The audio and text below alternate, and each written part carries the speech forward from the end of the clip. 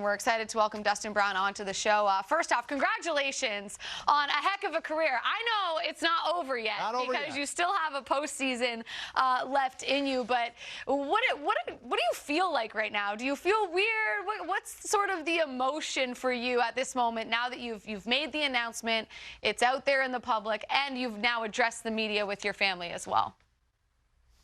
It's been an emotional few days for me and my family.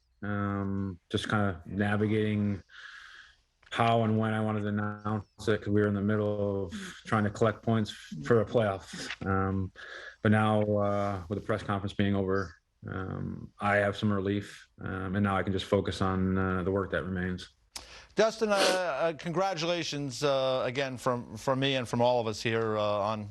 I mean, what a career. Almost 1,300 regular season games, and you got a bunch of games still to play moving forward. But I was watching today the press conference, and at one point you were asked about, things, advice you would have for, younger players and your leadership style. And you mentioned the idea of coming to the rink every day and bringing energy to the group as opposed to taking energy from the group. And I really found that interesting. I had never heard it put kind of that way before. When did you come upon that kind of way of thinking? It's just kind of maybe over the years, I've played with a lot of, I think, really solid people away from the rink. And I think that shines through when you get to the rink. And the idea is that we all bring our own problems. We all have issues going on outside the rink. And I kind of learned the lesson the hard way that you can either bring energy to the rink or you can take it. It always ends up, you always end up in a better position when you're bringing the energy as opposed to kind of subtracting from it. I've had many hard days where I probably took too much. And you learn from those experiences and you try to get better. And that's probably the best thing I can share with, or what I've been trying to share with some of my younger teammates, because they're some really good players. We've had a really good culture here, and a lot of guys have put it in work. So that's, I think, the best way to approach, especially coming this time of year. It's all about being added value to the push. Dustin, when did you arrive at the decision? Did you know before, at the start of the year, or when did this come to you and you decided that you were going to hang him up at the end of the year? It was on my mind. When you get to a certain age, people start asking you every year about it. So. But this was entering my last year, my contract. Obviously, there's a lot of unknowns when you don't have a contract for another year. And as the season went on, well, I'm not the type of player that can't play without that fire. It's just kind of how I'm built. And I think that's probably what made me a good player, is that internal fire. And there was days when I just didn't have it this year. And I think that's a sign that it was time for me to move on. It's also the idea of playing for another team just wasn't really an option for me. Just the way I felt about the Kings organization and my history and my past and everything we've gone through, both individually and collectively as an organization. It just didn't make sense to even think about it. So it's been one of those things that it's been for a few months. I've been thinking about it, but wasn't 100% sure. And then in the last few weeks, it's kind of solidified that we're in a pretty good spot as a team. I'm in a pretty good spot as a player in my career. And the last piece was the gift that the team gave to me today, or maybe it was a couple of days ago, is when we clinched and I get to play in the playoffs again, which is all I could ask for at the end. I noticed you said that at the press conference as well, like what it meant to you to play meaningful games to close out your career. You're going to get a chance to do that. And I'm not sure the Kings have really gotten enough credit, or maybe attention or coverage, I guess, whatever word you want to use, for what you guys have accomplished as a group this year. I mean, you guys have consistently been in a playoff spot all season long, despite most people not thinking that you were a playoff team coming into the year. And you've done it despite a ton of injuries to key players in your lineup as well. What can you tell us about the group in LA and why you think they were able, you and the guys were able to come together and make this a successful season? Because I was looking at the team defensive numbers today, and you guys are top 5 in literally every category at 5-on-5, and I feel like nobody is talking about it. Well, what do you think it is that made you guys a successful group this year? Well, we definitely brought in some players that really helped. I mean, Danny, or as I call him, Danny Boy, has been really good for us. He brought him in. Arby, we brought in some more experienced players that have been in the league for a little bit, which is a good mix when you have a rather young lineup. I mean, we have a few players that are 19, 20 years old, and they're playing, everyday minutes.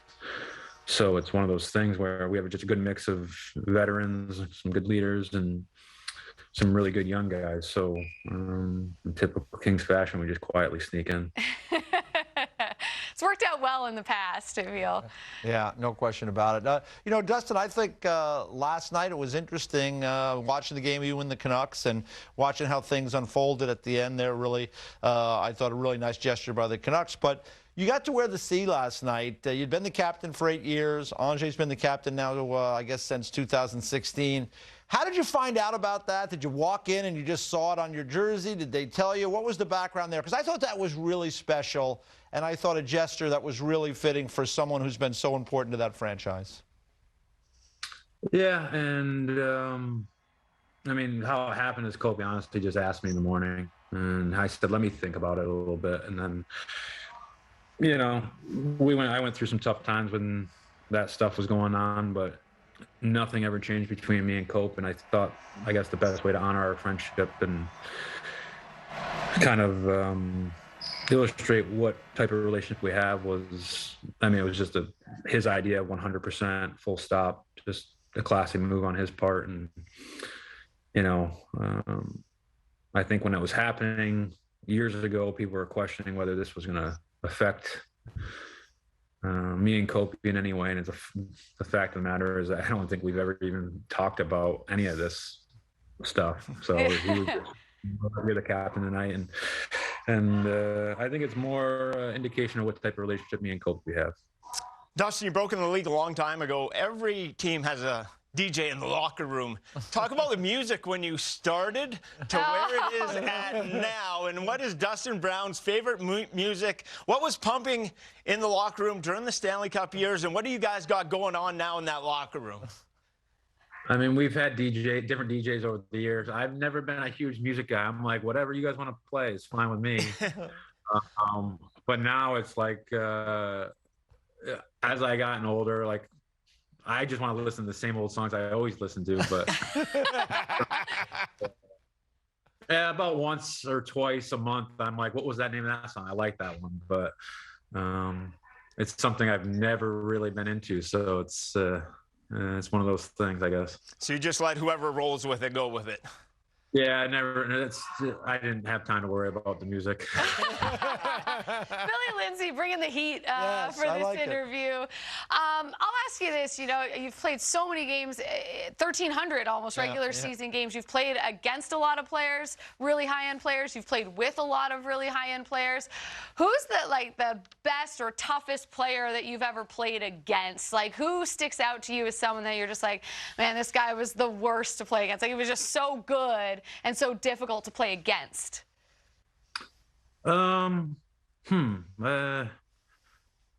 guess the first answer for me, and it's not like he was difficult to play against, but the one player for me that just always kind of like just did things that I just didn't think were possible is Pavel Datsyuk. Yeah. He doesn't get enough credit, in my opinion. I mean, he does get some credit, but like there were just things that he would do that I'm just like, I don't get that.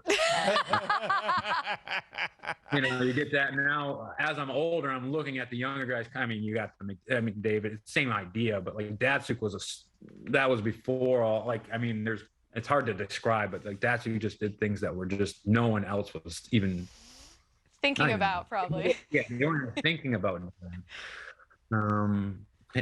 That's the one name that always stuck in my mind. But he wasn't like a physical, like, again, he just amazed me when I watched him play. There's some of the things, the way he thought the game was something I've always admired, and also something I know I was never going to be able to do.